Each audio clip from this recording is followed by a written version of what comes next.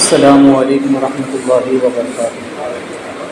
الحمد للہ نحمده ونستعینه ونستغفره ونؤمن به ونعوذ باللہ من شرور انفسنا ومن سیئات اعمالنا، من یهده اللہ فلا مضل له ومن یضلل فلا هادی له، ونشهد ان لا الہ الا اللہ وحدہ لا شریک له، ونشهد ان سیدنا ومولانا محمدا عبدہ ورسولہ۔ فقد قال اللہ تبارک وتعالی فی القرآن المجید والفرقان الحمید، اعوذ باللہ من الشیطان الرجیم، بسم اللہ الرحمن الرحیم۔ قال الملأ الذین استكبروا من قومہ لنخرجنک یا شعیب والذین آمنوا معک من قریتنا او لا تعودن فی ملتنا قال اولو کنا کارہین۔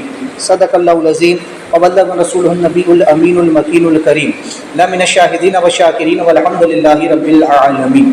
آئیے آغاز گفتگو سے قبل ہم اور آپ مل کر انتہائی خلوص و محبت کے ساتھ امت خضرا کی جانب لو لگا کر حضور آقا نامدار مدینے کے تاجدار، ہم غریبوں کے غم گسار جناب رحمت مجتبیٰ محمد مصطفیٰ علیہ تحیۃ و ثنا صلی اللہ تبارک و تعالی علیہ وسلم کی بارگاہ بے کس پناہ میں درود و سلام کا نذرانہ پیش کرتے ہیں۔ اللہم صلی علی سیدنا محمد معادل الجود والکرم وآلہ واصحابہ وبارک وسلم۔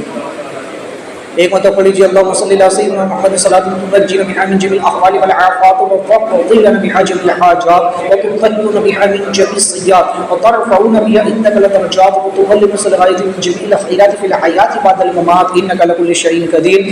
حصول برکت کے لیے پورے اللہم صلی صلاۃ کاملہ وسلم سلام متعمہ علی سیدنا محمد موضع تنحل الغدیق فرج بالغرب تقتل الحوائج تنال بالغائب وسر الخواتم ويستسقى الغمام بوجهه الكريم وعلى آلہ واصحابہ بكل لمحة ونفس بعدد كل معلوم لك یا اللہ یا اللہ یا اللہ۔ حضرت سیدنا شعیب نبی علیہ السلام کا ذکر خیر شروع ہے، جس میں اس سے قبل ہم نے سماعت کیا کہ شعیب علیہ السلام نے جب قوم کو دعوت دی اور آپ نے اپنی قوم کے سامنے ایک فصیح و بلیغ خطبہ پڑھا، چونکہ آپ کا ایک لقب خطیب الانبیاء بھی ہے نا، تو چونکہ آپ بہت بہترین خطابت بھی کیا کرتے تھے، تو چونکہ آپ نے قوم کو ظلم کی بارے میں بتایا کہ ظلم نہ کرو، اور اپنے ایمان والے مومنوں کو سمجھایا کہ وہ صبر کرے، لہٰذا بجائے اس کے کہ قوم آپ کی دعوت کو قبول کرتی، وہ کہنے لگی قال الملأ الذین استكبروا من قومہ لنخرجنک یا شعیب والذین آمنوا معک من قریتنا او لتعودن فی ملتنا قال اولو کنا کارہین۔ آپ کی قوم کے جو متکبر سردار تھے وہ بولے کہ اے شعیب، ہمیں قسم ہے کہ ہم تمہیں اور تمہارے ساتھ والے مسلمانوں کو اپنی بستی سے نکال دیں گے، یا یہ کہ تم ہمارے دین میں واپس آ جاؤ۔ تو آپ نے کہا شعیب علیہ السلام نے کہ اگرچہ ہم اس سے بیزار ہوں، تو چونکہ قوم نے سرکشی کرتے ہوئے شعیب علیہ السلام سے یہ کہا، آپ کے مواعظ حسنہ کو سننے کے بعد بجائے اس کے کہ آپ کی دعوت کو قبول کرتے، وہ کہنے لگے، قوم کے جو سردار تھے انہوں نے کہا کہ لنخرجنک یا شعیب والذین آمنوا، کہ اے شعیب ہم تم کو نکال دیں گے اپنی بستی سے، اور تمہارے ساتھ ان ایمان والوں کو جو تم پر ایمان لا چکے ہیں، جو تمہارا کلمہ پڑھ چکے ہیں۔ لہٰذا انہوں نے کہا کہ چونکہ ہم اس لیے نکالیں گے کہ تمہارے سبب سے ہمارے شہر میں فساد برپا ہو حماس۔ تو چونکہ آیت میں اس بات کا اشارہ ہے کہ متکبرین اور سرکشوں کا یہی کام ہے کہ وہ اپنے آپ کو سب سے بلند و بالا اور برتر سمجھتے ہیں، اور ان کے ذلیل ترین لوگ اشراف کو اپنے یہاں سے نکالنے کے پروگرام بناتے رہتے ہیں۔ یعنی جو لوگ تکبر کرتے ہیں، جو لوگ سرکش ہو جاتے ہیں، تو ان لوگوں کا حال یہ ہے کہ وہ اپنے آپ کو سب سے بہتر سمجھتے ہیں، وہ سمجھتے ہیں ہم ہی سب سے اچھے ہیں، سب ہم سے خراب۔ لہٰذا جو قوم کے ذلیل ترین قسم کے لوگ ہوتے ہیں، قوم میں جن کا خود کوئی مقام نہیں ہوتا، وہ لوگ جو خود گنہگار ہوتے ہیں، وہ یہ چاہتے ہیں کہ نیک لوگوں کو بستی سے نکال دیا جائے، اچھے لوگوں کو یہاں سے باہر کر دیا جائے، تاکہ پھر کوئی ہمیں روکنے اور ٹوکنے والا نہ ہو، کوئی ہمیں بہکانے والا نہ ہو، یہ وہ سمجھتے ہیں۔ تو لہٰذا یہ صرف مالی دنیا کی وجہ سے ہوتا ہے کہ دنیا و دولت ان کی نگاہ میں بسی ہوتی ہے تو اس کی عیش اور عشرت اڑاتے اور انہیں سرکشی اور تکبر میں ان کے اضافہ ہی ہوتا چلا جاتا ہے۔ جب انسان کے پاس دنیا کی دولت آنے لگتی ہے، دنیا کا عیش آنے لگتا ہے، دنیا کا آرام آنے لگتا ہے، تو وہ انسان اپنے رب کو بھول جاتا ہے، وہ انسان شریعت کو بھول جاتا ہے، وہ نیکیوں کو بھول جاتا ہے، وہ اچھی تعلیم کا رد کرتا ہے اور گناہوں میں ملوث ہو جاتا ہے۔ تو چونکہ اس کی نزدیک دنیا اور دنیا کا مال، دنیا کی دولت زیادہ اہمیت رکھتی ہے، اسی لیے کہا گیا کہ دنیا ہر برائی کا سر چشمہ ہے۔ دنیا کی محبت ہر برائی کو جنم دیتی ہے۔ جو دنیا سے محبت کرے گا وہ ہر طرح کی برائی میں گرفتار ہوگا۔ یہی وجہ ہے کہ احادیث میں دنیا کے فتنے کو تمام فتنوں سے عظیم تر کہا گیا، کہ دنیا کا فتنہ سب سے عظیم فتنہ ہے، لہٰذا اس لیے کہ اس کے اہل کو اللہ تعالیٰ نے ہلاکت و فساد کا سبب بنایا ہے۔ لہٰذا چونکہ جب کسی علاقے کو اللہ تبارک و تعالیٰ تباہ کرنا چاہتا ہے تو وہاں کے مالداروں کو یہ حکم ہوتا ہے۔ تو چونکہ جو لوگ دنیا پرست ہوتے ہیں، جو دنیا کی حرص ہوس میں پھنسے ہوتے ہیں، یہ ان کا معاملہ ہوتا ہے کہ پھر وہ نیکی کی دعوت کو قبول نہیں کرتے بلکہ گناہوں میں زندگی بسر کرتے۔ آپ دیکھیں کہ کوئی انسان جب تک اس کے پاس دولت نہ ہو وہ اللہ اللہ بھی کرے گا، وہ اللہ کو یاد بھی کرے گا، لیکن جیسے ہی دولت آنی شروع ہوئی تو سب سے پہلا کام ہوگا نمازوں سے دور ہوتا چلا جائے گا، نیک اعمال سے دور ہوتا چلا جائے گا، نیک لوگوں سے دور ہوتا چلا جائے گا، اور جیسے جیسے دولت آتی جائے گی پھر اس کی خواہشات بڑھتی چلی جائے گی کہ میں یہ بھی لے لوں، میں وہ بھی کر لوں، میں یہ بھی کر سکتا ہوں۔ جب دولت آنے لگتی ہے تو انسان اپنی اوقات بھول جاتا ہے اور پھر اس کے قدم گناہوں کی طرف بڑھنا شروع ہو جاتے ہیں۔ اسی لیے کہا گیا کہ اس بوڑھی دنیا کے ناز اور نخروں کا خیال رکھو، اس لیے کہ یہ مکارہ ہو کر آتی ہے اور ہیلا گر ہو کر جاتی ہے۔ یہ دنیا بڑی مکار ہے۔ اعلیٰ فرماتے ہیں کہ شہد دکھائے، زہر پلائے، قاتل ڈائن شوہر خوش، اس مردار پہ کیا للچایا دنیا دیکھی بھالی، ہے نا۔ قاتل ڈائن شوہر خوش، ہے نا۔ ڈائن کسے کہتے ہیں؟ کہ جو اپنے شوہر کو بھی مار دیتے ہیں نا، لیکن ان میں بھی خطرناک قاتل ڈائن شوہر خوش، ایسی قاتل ڈائن کہ جو اپنے شوہر کو قتل کر دے۔ دنیا اس طرح سے ہے۔ آپ فرماتے ہیں قاتل ڈائن شوہر خوش، اس مردار پہ کیا للچائے۔ دنیا کی مثال ایسی ہے جیسے کوئی ڈائن جب اپنی اصلیت میں آتی ہے تو وہ اپنے شوہر کو بھی قتل کر دیتی ہے۔ یہی حال دنیا کا ہے کہ جو لوگ دنیا پر فارفتہ ہوتے ہیں، جو لوگ دنیا کی محبت میں گرفتار ہوتے ہیں تو دنیا انہی کو اوندھا کر دیتی۔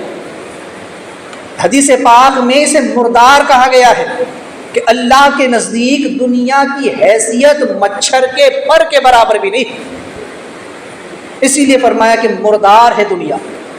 قاتل ڈائن شوہر خوش، اس مردار پہ کیا للچایا۔ انسان للچاتا ہے نا دنیا پر، یہ بھی لے لوں، وہ بھی لے لوں، یہ بھی کر لوں، یہ بھی عیش، یہ بھی آرام۔ تو انسان جو اس دنیا پر وارفتہ ہوتا ہے اور اس سے حرص، طمع، لالچ اور تمام گناہ اور برائیاں پھر یہی سے جنم لیتی۔ اور اللہ سے فرماتے ہیں کہ قاتل ڈائن شوہر خوش، اس مردار پہ کیا للچایا دنیا دیکھی بھالی ہے نا۔ چونکہ اس کا کام کیا ہوتا ہے؟ شہد دکھائے، زہر پلائے۔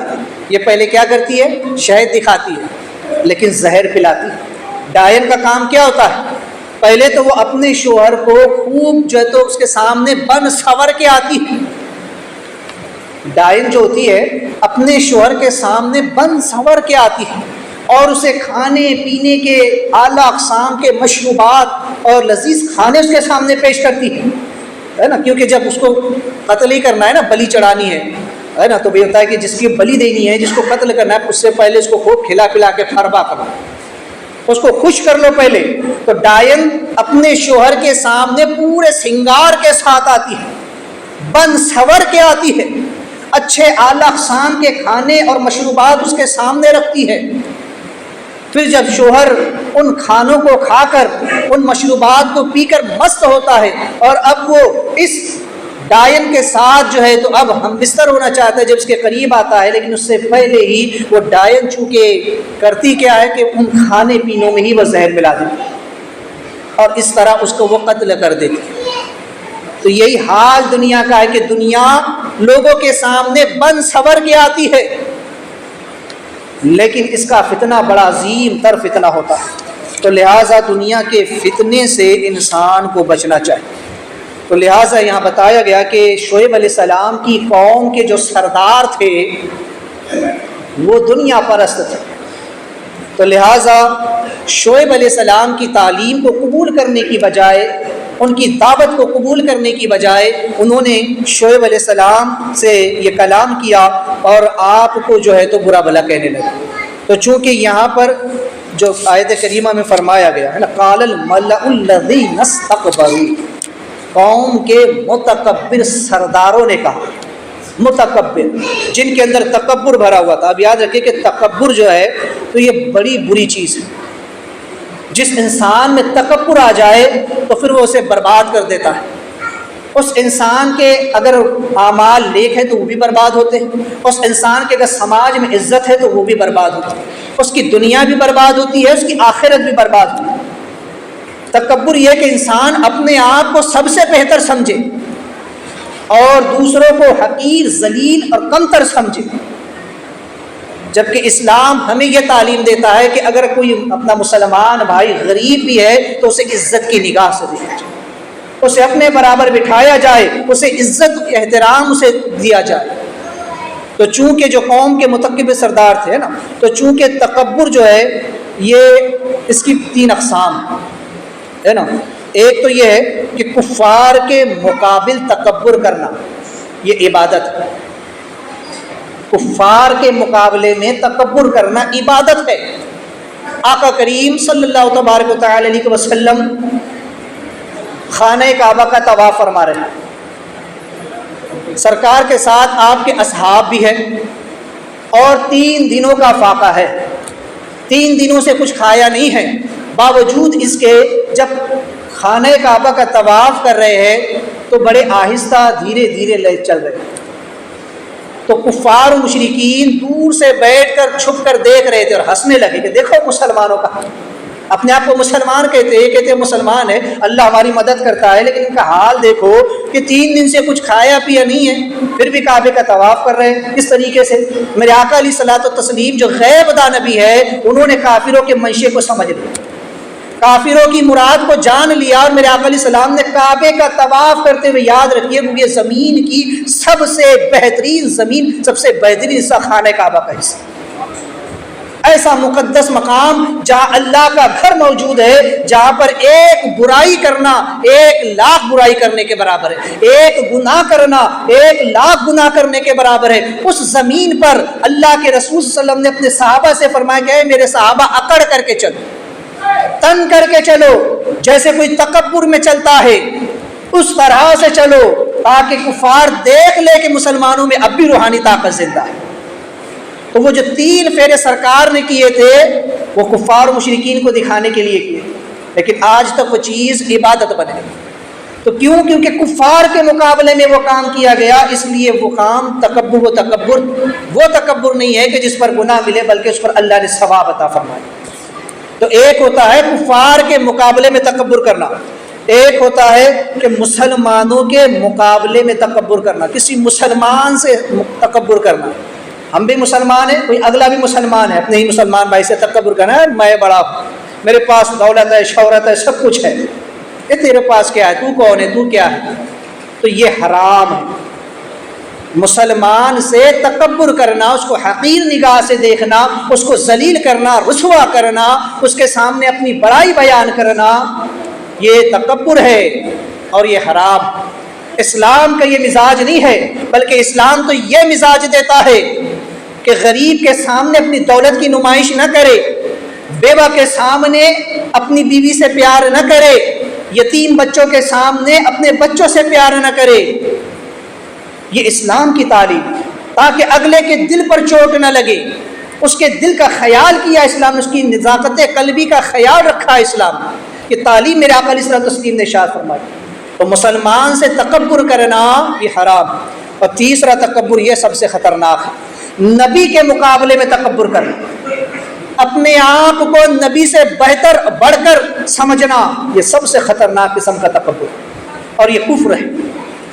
یہ تکبر کفر ہے جو کہے کہ معاذ اللہ نبی ہمارے بڑے بھائی کے جیسے ہے، نبی ہماری طرح کے بشر ہے، نبی ہمارے جیسے عام انسان ہے. یہ تکبر ہے کہ نبی کے مقام کو اتنا ہلکا جانا. نبی کا مقام اور مرتبہ کیا ہے تو کیا جانے کہ رب تبارک و تعالیٰ نے جن انبیاء علیہ السلام کو اس منصب پر فائز کیا، کیسی عزت اور کیسی تکریم اللہ نے عطا فرمائی. تو نبی کے مقابلے تکبر کرنا یہ سب سے زیادہ خطرناک ہے. اور شعیب علیہ السلام کی قوم کے لوگوں نے یہ تکبر کیا کہ وہ اپنے آپ کو شعیب علیہ السلام سے بہتر سمجھنے لگے. تو چونکہ انہوں نے کہا اللہ نخرجنک یا شعیب، کہنے لگے. اب یہاں دیکھیں ان کی بے ادبیاں دیکھیں، ان کی گستاخیاں دیکھیں. لنخرجنک یا شعیب، اے شعیب ہم تمہیں نکال دیں گے.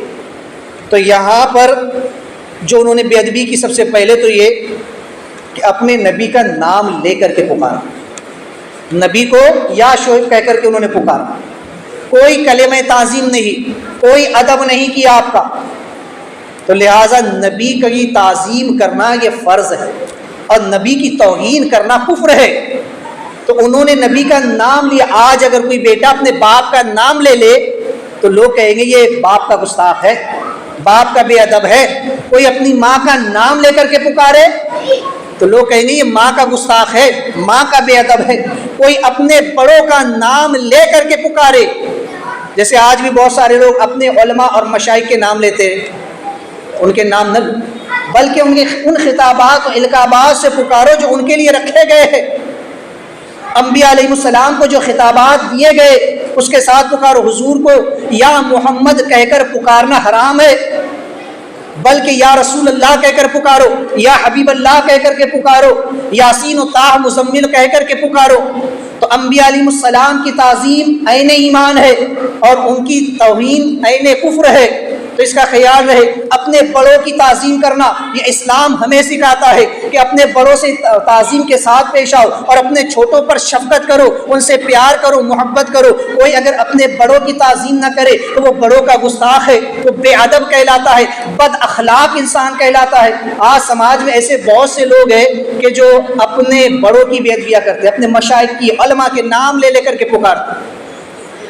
ارے حافظ صاحب کہہ کر پکارو، امام صاحب کہہ کر، عالم صاحب کہہ کر. لیکن نہیں، بہت سے لوگوں کو شوق چڑھا ہوتا ہے، ارے ہمارے آگے کا بچہ ہے، وہ نام لیے تو کیا جاتا ہے. یہ بے ادبی، کیونکہ اللہ نے کسی کو اگر کوئی مقام اس کے عطا فرمایا تو اس کے علم کی بنا پر عطا فرمایا.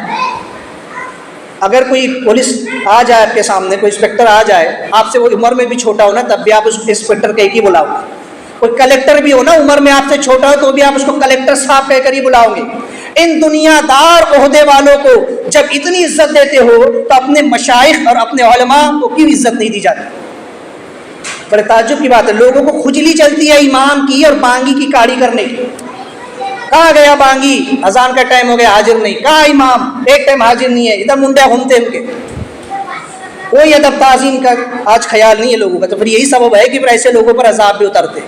اپنا عمل کوئی نہیں دیکھتا کہ ہمارا عمل کیا ہے، ہمارے گان میں کتنا بو لگا ہے. پھر اگر میں کہوں تو وہ نہیں دیکھتے کہ ہم کیا کر رہے ہیں. ادھر نماز پڑھ کے نکلے اور ادھر سٹے کی دکان پہ پہنچ جاتے ہیں، ادھر شراب کی دکان پر پہنچ جاتے ہیں، حرام خوری کرنے پہنچ جاتے ہیں. اپنا عمل نہیں دیکھیں گے اور آ کے اماموں کی اور بانگیوں کے عمل دیکھنے شروع کر دیتے ہیں. کہاں گئے، کی گئے؟ ارے تم کو بتا کے جائیں گے، وہ انسان ہے، انہیں بھی ضرورت ہے. تو ادب و احترام بڑی چیز ہے. دوسرا یہ کہ ان سے کہا کہ ہم آپ کو اپنی بستی سے نکال دیں گے، حالانکہ زمین اللہ اور اس کے رسول کی ہے. وہ کس سے کہہ رہے؟ شعیب علیہ السلام سے کہہ رہے کہ ہم آپ کو زمین سے نکال دیں گے، اپنی بستی سے نکال دیں گے. اور تم ہوتے کون ہو بستی سے نکالنے والے؟ یہ زمین اللہ کی ہے، یہ زمین اللہ کے رسول کی ہے. اللہ نے اپنے حبیب کے صدقے اپنے مومنوں کو اس پر بسایا ہے. تم کون ہوتے ہو نکالنے والے؟ تو لہٰذا تیسرا یہ کہ نکالنے کو آپ کی طرف نسبت کی کہ ہم اصل میں تو آپ کو نکالیں گے اور آپ کی وجہ سے دوسرے مسلمانوں کو بھی نکالیں گے. کیونکہ فتنہ تم نے شروع کیا ہے، تم نیا دین لے کر کے آئے، تم کو بھی نکال دیں گے، اور تمہارے ساتھ میں یہ جو تم پر تمہارا کلمہ پڑھنے والے ہیں، مسلمان ہیں، ان کو بھی ہم جو ہے تو یہاں سے نکال دیں گے۔ تو یہاں پر انہوں نے ایک چیز کہی، معاقا، یعنی تمہارے ساتھ والے، ہے نا۔ تو چونکہ یہاں پر انہوں نے ایمان میں مومنوں کو نبی کے برابر ٹھہرایا، جبکہ حقیقت یہ ہے کہ مومن ایمان میں نبی کے ساتھ نہیں بلکہ نبی کے بعد ہوتے ہیں۔ نبی کا ایمان اور امتی کا ایمان برابر نہیں ہوتا، نبی کا ایمان اور ہے، امتی کا ایمان اور ہے۔ کیوں؟ کیونکہ نبی مومن بالذات ہوتے ہیں جبکہ لوگ مومن بالغیر ہوتے ہیں۔ اس لیے کہ نبی کا ایمان جو ہے تو وہ پہلے ہی سے ہوتا ہے، نبی کا ایمان اللہ تبارک تعالیٰ نے عالم ارواحی میں عطا فرما دیتا ہے، اور ہمیں ایمان دنیا میں آنے کے بعد ملتا ہے۔ تو چونکہ نبی کی جو حقیقت ہے تو حقیقت میں نبی زمان اور مکان اور نوعیت ایمان میں سب سے پہلے ہوتے ہیں، اور نبی کا ایمان عرشی ہوتا ہے جبکہ ہمارا ایمان فرشی ہوتا ہے۔ نبی عرش سے آتے ہیں تو ہی مومن ہو کر کے آتے ہیں، اور ہم یہاں زمین پہ آ کے کلمہ پڑھتے ہیں، یہاں آ کر مسلمان ہوتے ہیں، لہٰذا ان کا ایمان پیدائشی ہوتا ہے، عالم ارواح سے ہوتا ہے، جبکہ مومنوں کا ایمان اس دنیا میں آ کر کے ہوتا ہے۔ تو نبی اور مومن میں بہت بڑا فرق ہے۔ جو لوگ نبی کو اپنی طرح کا بشر سمجھتے ہیں، عام انسان سمجھتے ہیں، ہم نبی کے جیسے، نبی ہمارے جیسے ہیں، بڑے بھائی کے جیسے، تو وہ سمجھ لیں۔ تو لہٰذا یہاں پر ان لوگوں کو بتایا گیا کہ یہ عقیدہ کفار کا ہے۔ میں اس کی تشریح آگے تفصیل سے کروں گا۔ تو چونکہ انہوں نے کہا کہ ہم آپ کو یہاں سے اس بستی سے نکال دیں گے، کیوں؟ تمہارے ساتھ، تاکہ تم پر دو مصیبتیں پڑیں۔ ایک تو بے وطنی کی، کہ انسان کو جب اس کے وطن سے نکالا جاتا ہے تو انسان کو بڑی تکلیف ہوتی ہے۔ جب کسی کو شہر بدر کیا جائے، اسے اسی کے شہر سے نکالا جائے، اس کی بستی سے نکالا جائے، تو انسان کو بڑی تکلیف ہوتی ہے۔ یہاں میرا سب کچھ تھا، یہاں میرا دل لگا ہوا تھا، اور یہاں سے مجھے جو ہے تو نکال دیا گیا، جسے شہر بدر کیا جاتا ہے۔ تو لہٰذا ایک یہ، دوسرا یہ کہ ان تمہارے ساتھ تمہارے ان ایمان والوں کو بھی نکال دیں گے، تو ان کی ذمہ داری بھی اب تمہیں پر عائد ہو جائے گی کہ اتنے سارے لوگوں کو بھی نکال دیا گیا، تو یہ مصیبت الگ تم پر جو ہے تو آن پڑے گی۔ تو لہٰذا یہ تکلیف قتل سے زیادہ ہے۔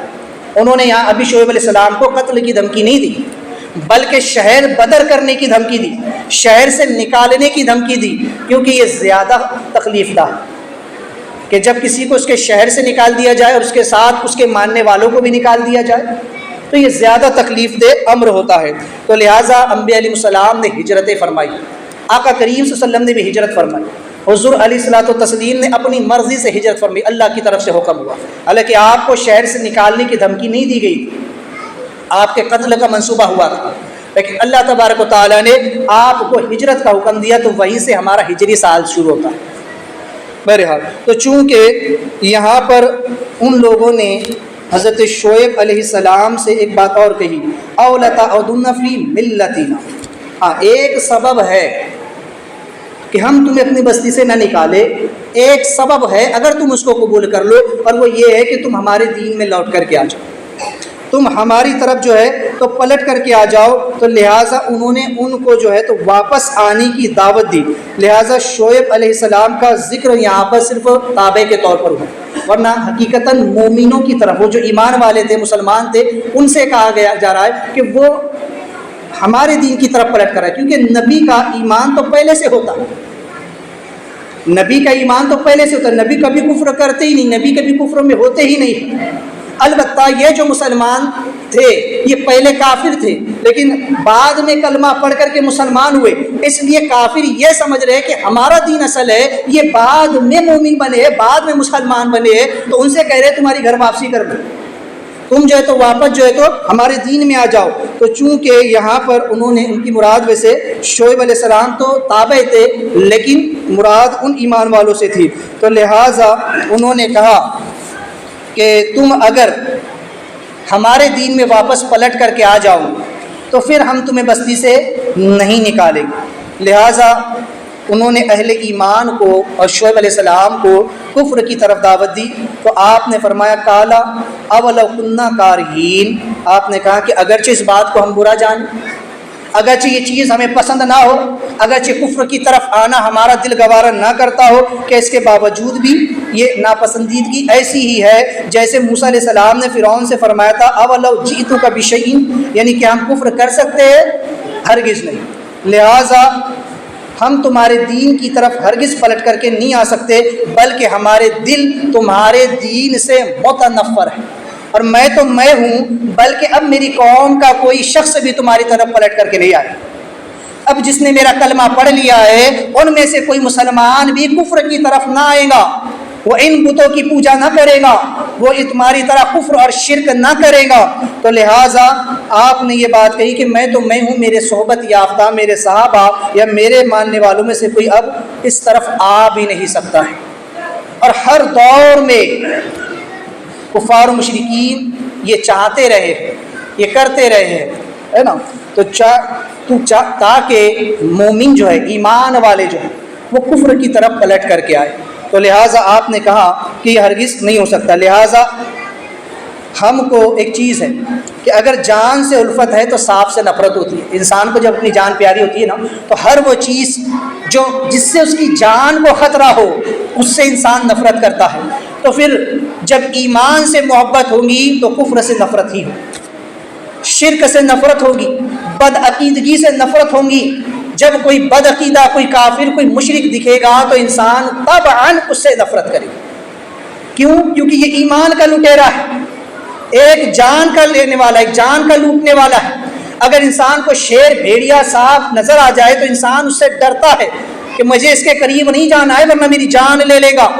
تو جو بے ایمان ہے، جو کافر ہے، مشرک ہے، بد دین ہے، بد عقیدہ ہے، اگر وہ کہیں مل جائے تو انسان کو وہاں پر بھی اتنی فکر کرنی چاہیے کہ کہیں یہ میرے ایمان پر ڈاکہ نہ ڈال، کہیں یہ مجھے کفر کی طرف نہ لے جائے، کہیں یہ کوئی ایسی بات نہ کہہ دے کہ میں شرک کی طرف مائل ہو جاؤں، میں بد عقیدگی کی طرف مائل ہو جاؤں۔ تو لہٰذا اس چیز کا بھی انسان کو جو ہے تو پورا خیال رکھنا چاہیے۔ تو چونکہ یہاں پر ان کفار کا جو مقصد تھا وہ واضح طور پر یہاں بیان کیا گیا، یہاں چند باتیں جو ہے اس کو سمجھ لیں۔ ایک تو یہ کہ عموماً قوم کے جو سردار ہوتے ہیں وہ ہلاکت کا سبب بنتے ہیں، ہے نا؟ اگر یہ درست ہو جائے تو پوری قوم درست ہو جاتی ہے، اور اگر یہ بگڑ جائے تو پھر پوری قوم کو یہ بگاڑ کر کے رکھ دیتے۔ جیسے یہاں پر کہا گیا کہ قال الذین استکبروا، قوم کے متکبر سرداروں نے یہ بات، کیوں؟ کیونکہ سردار کو اپنی سرداری کا روب ہوتا ہے، میں بڑا ہوں، میرا ایک مقام ہے، میں لیڈر ہوں، میں نیتا ہوں، میں فلاں ہوں، میں یہ ہوں، تو میرے انڈر میں اتنے لوگ ہیں۔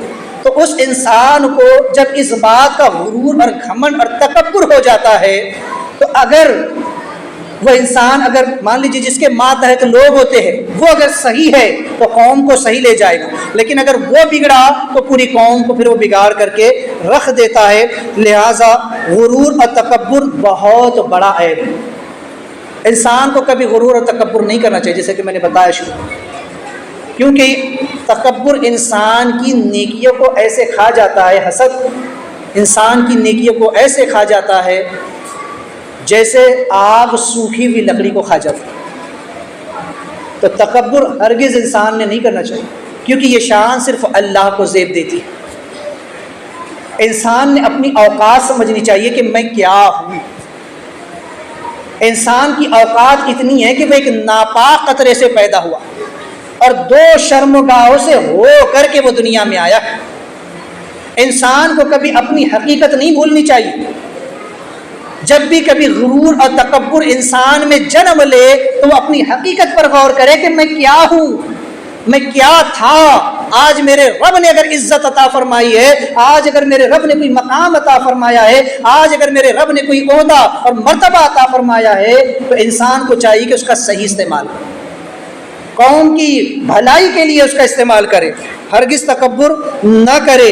اس لیے کہ اور نبی کی بارگاہ میں تو بالکل نہیں ہونا چاہیے، اللہ والوں کی بارگاہ میں، انبیاء کی، اولیاء کی، صحابہ کی بارگاہ میں تو تکبر ہرگز نہیں ہونا چاہیے۔ یہ اکڑنے کی جگہ نہیں ہے بلکہ جھکنے کی جگہ ہے۔ ان کی بارگاہ میں ادب سے آؤ، قرآن کہتا ہے وَتُعَزِّرُهُ وَتُعَقِّرُهُ، نبی کی تعظیم و توقیر کرو، نبی کے جو نائبین ہیں ان کی تعظیم و توقیر کرو۔ اسلام ادب کا درس دیتا ہے، اسلام پیار کا درس دیتا ہے، نہ کہ نفرت پھیلانے کا، لوگوں کے ساتھ تکبر کرنے کا۔ لوگوں کو ارے یہ اولیاء کو کیا بولے، مر کر معاذ اللہ مٹی میں مل گئے وہ۔ یہ نبیوں کی انبیاء کی توہین کرنا ہے. ارے یہ کچھ نہیں کر سکتے، یہ کچھ نہیں دے سکتے، یہ اپنے آپ کو بڑا سمجھنا ہے. ان اللہ والوں کو حقیر اور کمتر سمجھنا ہے کہ جس کی شان معاذ اللہ چمار سے زیادہ ذلیل ہے. یہ کہتے ہیں کہ وہابیوں نے اپنی کتابوں میں لکھا کہ معاذ اللہ انبیاء اولیاء کی شان خدا کے سامنے ایسی ہے، اللہ کی شان کے آگے یہ لوگ چمار سے زیادہ ذلیل اور ذرہ ناچیز سے کمتر ہے. معاذ اللہ نبیوں کو ذرہ ناچیز سے کمتر بتانا، چمار سے زیادہ ذلیل بتانا کہ معاذ اللہ چمار کا بھی تو کوئی مقام ہے، لیکن معاذ اللہ انبیاء اولیاء کا کوئی مقام نہیں. یہ کھلی ہوئی توہین. اسماعیل دہلوی نے اپنی کتاب میں لکھا ہے ان باتوں کو. تو یہ انبیاء کے مقابل تکبر یہ تو کفر ہے. لہذا اسی قسم کے تکبر نے شیطان کو برباد کیا. شیطان نے کس کے سامنے تکبر کیا؟ آدم علیہ السلام کے سامنے کیا. اللہ نے جب آدم علیہ السلام کو بنایا اور آپ کے جسم میں روح پھونکی تو اللہ نے تمام فرشتوں کو حکم دیا کہ آدم کو سجدہ کرے. تو تمام فرشتوں نے سجدہ کیا سوائے ابلیس کے. اکڑ گیا، سجدہ نہیں کیا، نبی کی تعظیم نہیں کی، نبی کے سامنے جھکنا گوارا نہیں کیا، بلکہ کہنے لگا انا خیر منہ، کہنے لگا میں اس سے بہتر ہوں، میں اس سے اچھا ہوں کیونکہ میں آگ سے بنا ہوں، یہ مٹی سے بنے. تو اس نے نبی کے سامنے تکبر کیا، نبی سے اپنے آپ کو نبی سے بہتر کہا، انا خیر منہ، میں بہتر ہوں، میں افضل ہوں، میں اعلیٰ ہوں. تو اللہ نے اس کا انجام کیا کیا؟ ذلیل و رسوا کر کے، مردود کر کے ہمیشہ کے لیے اس کو پھینک دیا گیا زمین کی طرف، جہنم کا ایندھن بنا دیا گیا. تو جس نے نبی کے سامنے تکبر کیا، نبی سے تکبر کیا، اللہ نے اس کا انجام کیا کیا؟ یہ مثال ہمارے سامنے موجود ہے. اب جو نبیوں ولیوں سے جلتے ہیں، ان کو برا بلا کہتے ہیں، ان کے سامنے جھکنے میں جن کو عار محسوس ہوتی ہے، وہ لوگ سوچ لے کہ وہ کس درجے میں رہنے والے ہیں. انہوں نے شیطان کے راہ پر جو تو وہ چلنا چاہتے ہیں، تو پھر ان کا انجام بھی ویسا ہی ہوگا. کسی جگہ مومنین اور نبی کا تشریف فرما ہونا، نیک لوگوں کا تشریف فرما ہونا، وہاں کے لوگوں کے لیے باعث برکت ہے. اگر کسی جگہ پر اللہ کا نبی موجود ہے، اللہ کا ولی موجود ہے، کوئی ایمان والا بندہ موجود ہے، تو وہ اس بستی کے لیے، اس گاؤں کے لیے، اس علاقے کے لیے، اس خطے کے لیے باعث امن ہے، باعث برکت ہے. ان کا وہاں سے چلا جانا، ان کو وہاں سے نکال دینا، یہ عذاب الہی کو دعوت دینا ہے. جن لوگوں نے بھی انبیاء علیہ السلام کو اپنی بستی سے نکالا، وہ لوگ ان پر عذاب آیا. آپ دیکھ رہے، آپ سن رہے، ہود علیہ السلام کا واقعہ آپ نے سنا، نوح علیہ السلام کا سنا، سمود علیہ السلام کا سنا، حضرت صالح علیہ السلام کا واقعہ آپ نے سنا کہ کس طرح ان انبیاء علیہ السلام کو جب ستائے گئے اور یہ بستی سے نکل گئے تو پھر انجام کیا ہوا کہ ان قوموں پر اللہ کا عذاب نازل ہوا. تو لہٰذا اللہ والے جب تک ہمارے درمیان موجود ہے تب تک جو ہے تو ہم پر اللہ کی رحمتیں برستی، اور جب یہ اللہ والے ہمارے درمیان سے نکل جائے نا تو پھر اللہ کی لعنت برستی. بلکہ ایک مومن کی شان یہ ہے کہ وہ پوری قیامت کو روکے ہوئے ہے. ایک عام مومن کی یہ شان ہے، پوری قیامت کو روکے ہوئے ہے. اللہ کے رسول علیہ السلام فرماتے ہیں کہ جب تک زمین پر ایک بھی ایمان والا باقی رہے گا اللہ قیامت کو نہیں بھیجے گا. قیامت نہیں آ سکتی، قیامت صرف کافروں پر آئی. جب زمین پر ایک بھی اللہ کا نام لینے والا باقی نہ رہے گا، ایک بھی ایمان والا باقی نہ رہے گا، تب قیامت آئے. تو ایمان کی طاقت کو سمجھے کہ ایک ایمان والا جب پوری قیامت کو روکے ہوئے ہے، اور اس کا ایمان تو دنیا میں ملا ہے، اور نبی کا ایمان تو عرشی ایمان ہے، نبی کا ایمان امتی کے ایمان سے بڑھ کر کے ہے، نبی کا مقام کئی درجوں بلند ہے، تو پھر نبی کی شان کیا ہوگا، نبی کا مقام اور مرتبہ کیا ہوگا. تو لہٰذا ان اللہ والوں کی قدر جانے. ان کے مزارات جہاں ہوتے ہیں نا، وہاں اللہ کی رحمتیں برستی ہیں، وہاں اللہ کا کرم نازل ہوتا ہے، اور جہاں سے ان کو بھگا دیا جاتا ہے وہاں پر پھر اللہ کا عذاب نازل ہوتا ہے. آپ نے سنا ہی ہوگا سرکار خواجہ غریب نواز کا واقعہ، بڑا مشہور، کئی بار آپ سن چکے ہیں کہ جب آپ ہندوستان میں تشریف لائے اور اس راجا کی پرتھوی راج کی زمین پر جا کر کے بیٹھے، جب اس نے آپ کو زمین سے نکالنا چاہا اور آپ کو وہاں سے نکال دیا اس نے، تو جب اس جگہ پر اس کے اونٹ بیٹھے تو آپ نے کیا فرمایا؟ فرمایا کہ یہ اونٹ یہی بیٹھے رہے جب تک آپ کو نہ لایا گیا، آپ سے معافی نہ مانگی گئی، اس کے اونٹ نہ اٹھ سکے، اس کے اونٹ وہاں سے ہل نہ سکے. یہ غریب نواز کی طاقت کا عالم. تو پھر سوچے اللہ والوں کے معاملات کیا ہوتے ہیں. تو لہٰذا عام مومنوں کو نبی کے برابر ماننا ہے نا، یا ان کے جو ہے تو ایمان میں ان کے برابر سمجھنا، یہ کافروں کا طریقہ ہے، یہ کافرانہ سوچ ہے کہ نبی اور امتی برابر ہوتے ہیں، ایمان میں برابر ہوتے ہیں، عمل میں برابر ہوتے ہیں، ہر اعتبار سے معاذ اللہ برابر ہوتے ہیں۔ یہ طریقہ، یہ سوچ کس کی ہے؟ کافروں کی، ایمان والوں کی ہرگز نہیں ہے، کیونکہ نبی اور امتی میں زمین و آسمان کا فرق ہے۔ اب اگر اس فرق کو میں بیان کروں تو بڑی طویل گفتگو، پھر پوری گفتگو کہیں اور چلی جائے گی۔ نبی دنیا میں ایمان، عرفان، نبوت اور کمالات لے کر کے آتے ہیں۔ جب وہ آتے ہیں تو اپنے ساتھ تمام طرح کی خیر و برکات لے کر کے آتے ہیں، اور عام مومنین یہاں آ کر نبیوں سے ایمان لیتے ہیں، یہاں آ کر ان کو ایمان ملتا ہے۔ اور رب تبارک و تعالیٰ نے میثاق کے دن ہی جب اللہ نے تمام روحوں سے عہد لیا تھا، الست بربکم، کیا میں تمہارا رب نہیں ہوں؟ تو سب نے کہا تھا قالوا بلی، اس سے بھی پہلے اللہ نے انبیاء کو ایمان عطا فرما دیا۔ تو چونکہ کتاب وغیرہ کی خبر بھی اللہ نے ان کو پہلے ہی دے دی تھی، تو چونکہ انبیاء علیہم السلام اس گندے ماحول میں آتے ہیں لیکن پھر بھی صاف ستھرے اور پاک و صاف رہتے ہیں۔ اب دیکھ لیں ہر نبی کی تاریخ اٹھا کر کہ زمانے میں کفر، شرک، بد عقیدگی، بد عملی پھیلی ہوئی ہے، لیکن جب ایسے ماحول میں اللہ کا نبی جنم لیتا ہے، اللہ کا نبی تشریف لاتا ہے، تو اس کے دامن پر نہ بد عقیدگی کا کوئی داغ و دھبا ہوتا ہے، نہ بد عملی کا ہوتا ہے، بلکہ وہ پورے زمانے کو بدلنے کی طاقت رکھتا ہے۔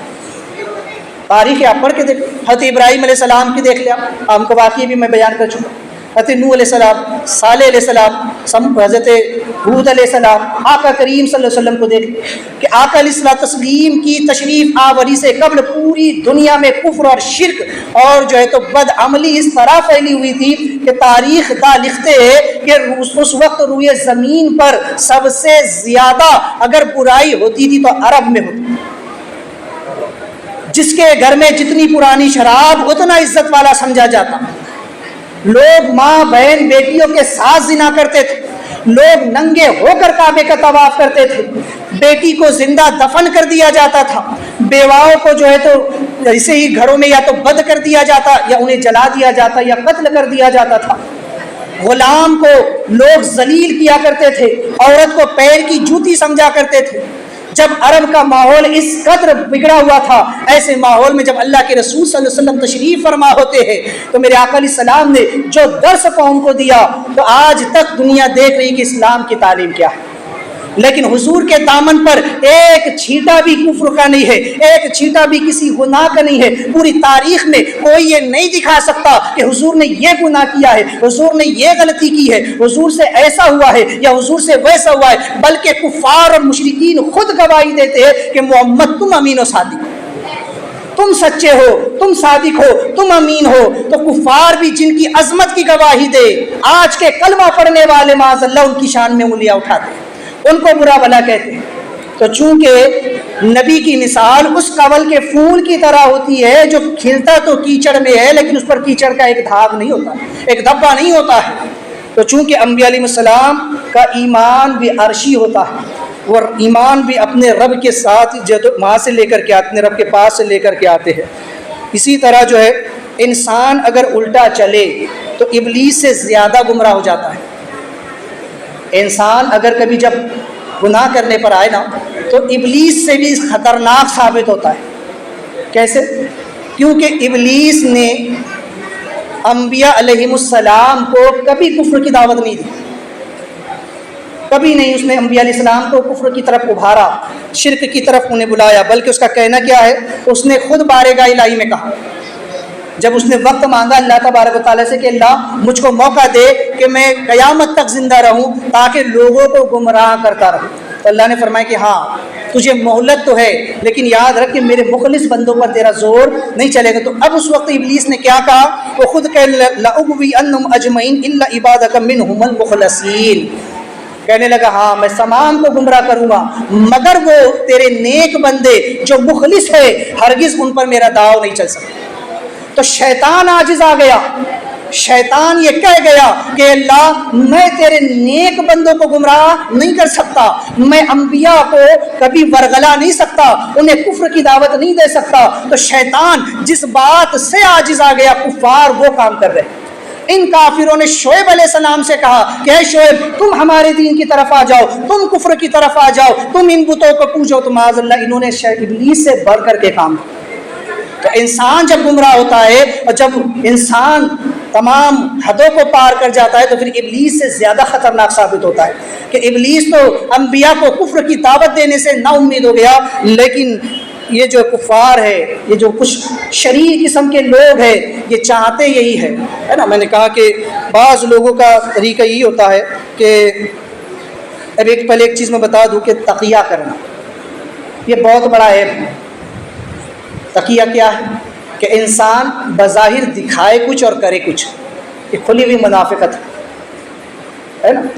جیسے کہ شیعوں کا عقیدہ ہے، رافضی بوری جن کو کہا جاتا ہے، خارجی، یہ کیا کہتے ہیں معاذ اللہ حضرت علی کے بارے میں کہ حضرت علی نے تقیہ کیا ہوا تھا، یعنی انہوں نے حضرت صدیق اکبر، عمر فاروق اور عثمان غنی کی خلافت کو دل سے کبھی نہیں مانا، بلکہ صرف دکھانے کے لیے انہوں نے ان کے ہاتھ میں ہاتھ دے دیا تھا۔ تو اس لیے شیعہ مذہب میں تقیہ کرنا جائز ہے معاذ اللہ، جبکہ یہ ایک عیب ہے، ایک برائی ہے، ایک نقص ہے کہ انسان ایسی ذلیل حرکت کرے کہ اس کے زبان پر کچھ ہو، اس کے دل میں کچھ ہو۔ تو یہ خطرناک قسم کی بیماری ہے اور یہ ان لوگوں میں پائی جاتی ہے۔ تو حضرت علی رضی اللہ تعالی عنہ جن کی شان یہ ہے کہ حضور ان کو دنیا میں جنتی ہونے کی بشارت ہے، وہ مولا علی کہ جن کے بارے میں حضور فرمائے انا مدینۃ العلم و علی بابها کہ میں علم و حکمت کا شہر ہوں، علی اس کا دروازہ ہے۔ وہ مولا علی کہ جن کے بارے میں حضور فرمائے جس کا میں مولا، علی اس کے مولا ہے۔ وہ علی کہ جن کے گھر سے ولایت نکلی ہے، وہ علی کہ جن کے گھر میں ولایت پنپی ہے، جن کے گھر میں ولایت کی پرورش ہوئی ہے، اور تمام ولیوں کے باپ اور تمام ولیوں کے سردار وہ کہلاتے ہیں۔ معاذ اللہ وہ علی اس طرح کی ذلیل حرکت کریں گے؟ ہرگز نہیں۔ یہ مولا علی پر شیعوں کا بہتان ہے۔ تو تقیہ کرنا یہ بہت خطرناک قسم کی جو تو بیماری ہے۔ بعض لوگوں میں یہ ہوتی ہے کہ دکھاتے کچھ ہے، ان کے زبانوں پہ کچھ ہوتا ہے، ان کے دلوں میں کچھ ہوتا ہے۔ آج بھی آپ دیکھیں بہت سارے کفار و مشرکین اور بد عقیدہ قسم کے لوگ وہ یہی چاہتے ہیں، اپنی زبان پر تو وہ مٹھاس رکھتے ہیں مسلمانوں کے ساتھ، لیکن ان کے دلوں میں مسلمانوں سے، ایمان والوں سے بغض بھرا ہوا ہوتا ہے۔ جو لوگ کفار و مشرکین سے دوستیاں کرتے ہیں اور سمجھتے نہیں ہم ان کے ساتھ ہمارے رشتے اچھے ہیں، وہ ہمارے ساتھ ایسا نہیں کریں گے، تو یاد رکھنا یہ کفار مشرکین کبھی نہیں ہو سکتے، کیونکہ یہ اللہ کا فرمان ہے کہ محبوب آپ بتا دے کہ یہ کفار مشرکین یہود اور نصارہ کبھی مسلمانوں کا بھلا نہیں چاہیں گے، یہ کبھی ان کے خیر کا نہیں ہو سکتے، بلکہ جب ان کو موقع ملے گا یہ اپنا جو ہے تو کام کر جائے گا۔ آج بھی یہ لوگ یہی چاہتے ہیں کہ مسلمان ہمارے دھرم میں پلٹ کر کے آ جائے، یہ اپنے دھرم کو سناتنی دھرم سمجھتے ہیں، کہتے ہیں، اور یہ کہتے ہیں کہ اصل تو ہمارا دھرم ہے، اور تم جو ہے یہاں کے ہندوستان کے مسلمان بعد میں غریب نواز کے آنے کے بعد کلمہ پڑھ کے مسلمان بنے ہو، اس لیے تمہاری گھر واپسی ہونا چاہیے، اس لیے تمہیں واپس جو ہے تو ہندو دھرم میں آ جانا چاہیے۔ لیکن انہیں نہیں معلوم کہ اصل دین تو اسلام ہے، کہ آدم علیہ السلام جب آئے تھے تو وہ مسلمان ہی۔ اگر گھر واپسی کرنی ہے تو آدم علیہ السلام کے گھر کی طرف واپسی کرو۔ دنیا کے پہلے انسان آدم ہے اور ان کا دین اسلام ہے، وہ ایک اللہ وحدہ لا شریک کے پرستار ہے۔ تو لہٰذا اگر واقعی میں سچے طور پر گھر واپسی کرنی ہے تو حضرت آدم کے گھر کی طرف واپسی کرو۔ تو لہٰذا کفار و مشرکین نے حضور علیہ السلام سے بھی یہی کہا تھا، مسلمانوں کو وہ لوگ یہی چاہتے تھے، یہی سمجھتے تھے۔ یہاں شعیب علیہ السلام سے کافروں نے کہا کہ آپ اور آپ کے ساتھ جو لوگ ایمان لائے ہیں نا واپس ہمارے دین میں آ جائے، لیکن شعیب علیہ السلام نے انکار کر دیا، کہا کہ یہ تو ہرگز نہیں ہوگا، میں ہوں، مجھ پر جن لوگوں نے کلمہ پڑھا ہے، جو لوگ مجھ پر ایمان لائے، ان میں سے کوئی بھی تمہارے ساتھ نہیں آ سکتا۔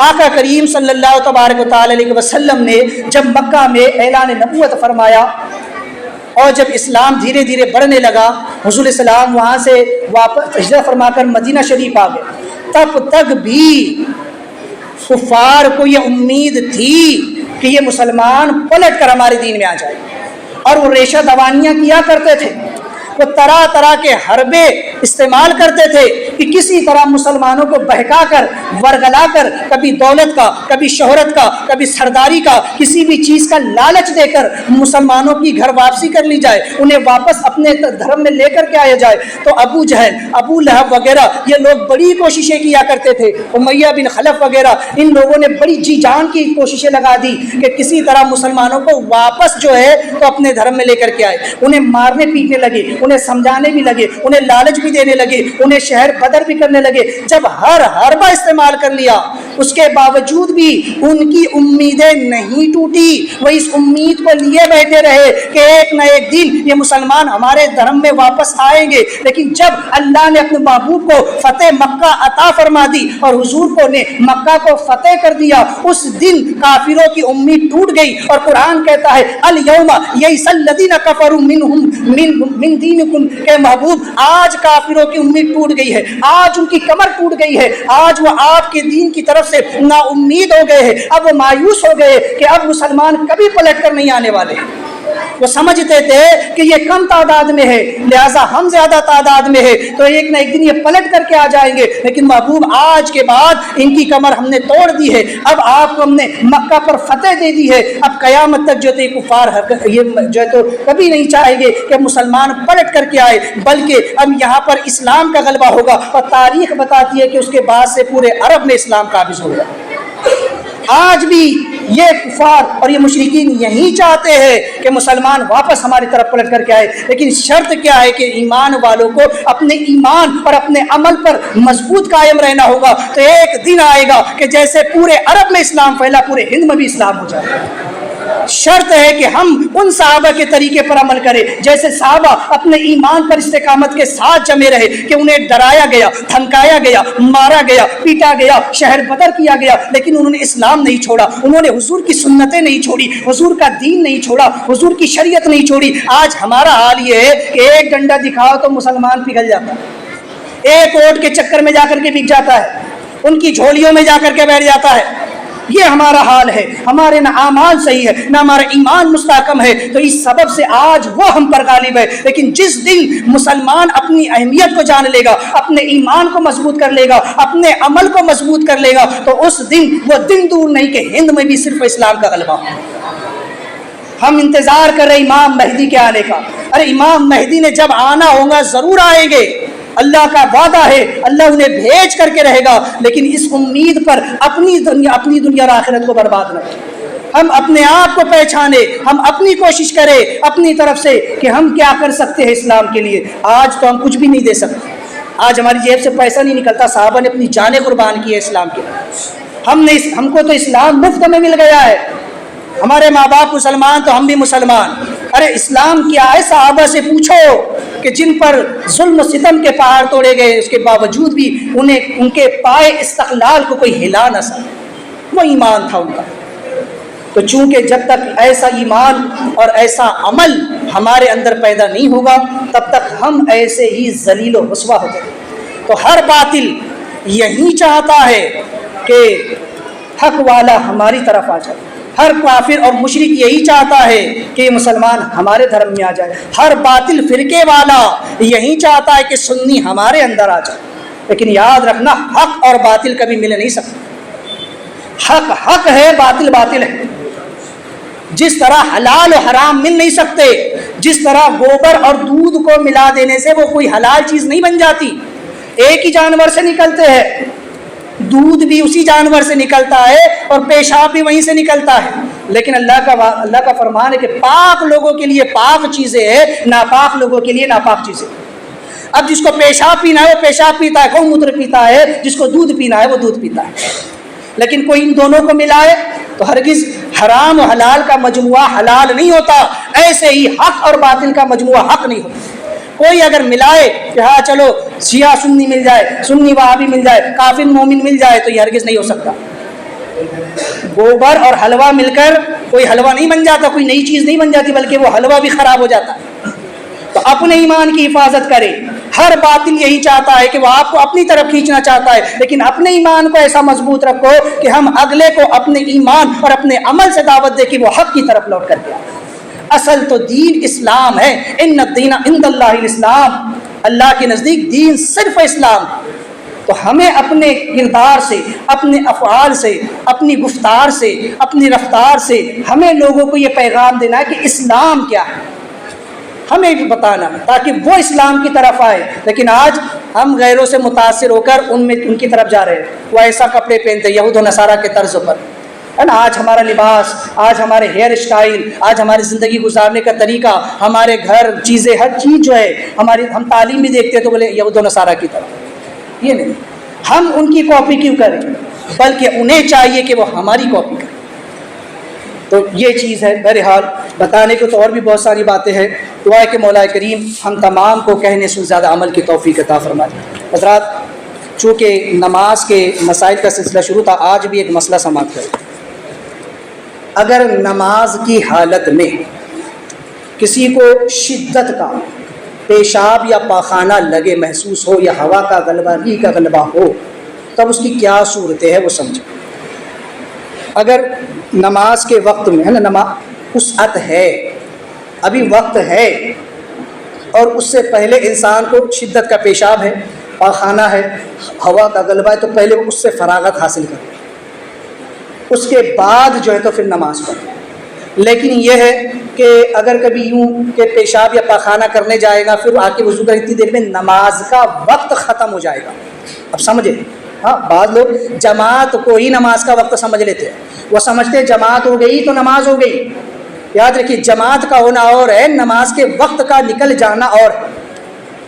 اگر کسی کی جماعت چھوٹ جائے تو اس کو جماعت کا ثواب نہیں ملے گا، لیکن جب تک اس نماز کا وقت باقی ہے، اس نماز کو پڑھے گا تو وہ نماز ادا ہے. ٹھیک ہے. تو اگر یہ گمان ہے، یہ یقین ہے کہ میں پیشاب یا پاخانہ کروں گا اتنی دیر میں نماز کا وقت ختم ہو جائے، تو اس صورت میں وہ وضو کر کے پہلے نماز پڑھے. ٹھیک ہے.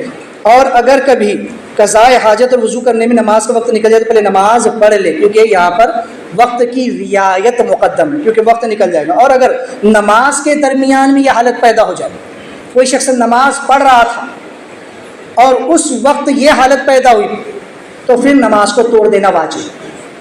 اگر عین حالت نماز میں شدت کا پیشاب لگ جائے، پاخانہ آ جائے، ہوا کا غلبہ ہو جائے کہ برداشت نہیں ہوگا، تو ایسی صورت میں نماز کا توڑ دینا واجب ہے. پہلے اس ضرورت سے فارغ ہو جائے، بعد میں آ کر اس نماز کو دوبارہ پڑھے. اور اگر کسی کو غلبہ تھا اور اسی حالت میں نماز شروع کر دی، تو اس صورت میں اس کی نماز ہی شروع نہیں ہوگی.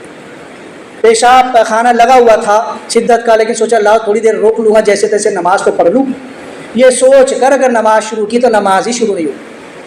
پہلے اس گندگی کو اپنے سے دور کرے، کیونکہ نماز کی پہلی شرط ہے طہارت، پاکیزگی حاصل کرنا.